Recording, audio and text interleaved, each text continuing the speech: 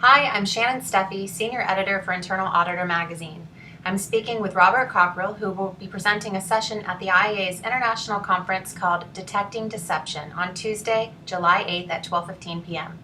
Robert is Executive Director at Cordamentha, an Australian advisory and investment firm where he leads the fraud investigations team and undertakes prevention reviews for organizations across a broad range of industry sectors. Robert is an expert in the investigation of complex crimes and the management of fraud prevention and detection with more than 30 years of experience. Welcome, Robert. Thank you for being here today. Shannon, it's nice to talk to you. Great. Can you provide us with an overview of your presentation at the conference? Yes, it's in relation to detecting deception in conversations by listening to the words that people use and also by changes in body behaviour between known truth and potential deception. I presented this at a number of conferences throughout the world and throughout Australia, and have been very popular. I imagine that people are very interested in that. Can you talk about some of the behaviours auditors can look for when detecting deception during an interview? The critical point, Shannon, is in relation to the actual formulation of question. I think there's too much focus on complexity of question rather than the simplicity.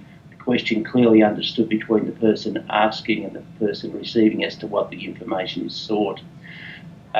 Typically we find that people don't directly lie to you. They'll hedge, omit crucial facts, feign forgetfulness or pretend ignorance. So by listening intently to the response, you're able to detect whether the person is being deceptive to you. Also, a change in a person's body behaviour, which is based upon the fight and flight syndrome, is once you're under pressure, it doesn't have to be physical, it can be emotional. So what will tend to occur when a person is in deceptive mode is that the blood pressure will increase and so on, and there's certain things you can look out for during that period of time. Go ahead. Yeah, so, for example, when your blood pressure increases, you're likely to heat will increase in the body, so you might sweat. Other things you might look out for is dryness of mouth and eye movements. I'm watching you, your eyes are looking straight at me at the moment, so if during the course of our conversation your eyes started moving away, that might be indicative of you're keeping something from me. So it's about watching your body movements and also the words that you use. Right. Are there some tips that you can provide for formulating the right questions for interviews? Yes, go back. It's about the simplicity of the question. Like, for example, in the Oscar Pistorius matter that's currently on in South Africa, the question was asked by the prosecutor, did you shoot at Reeva Steenkamp? Well, he responds no. Well, the simplest form of the question would be, did you shoot at the door?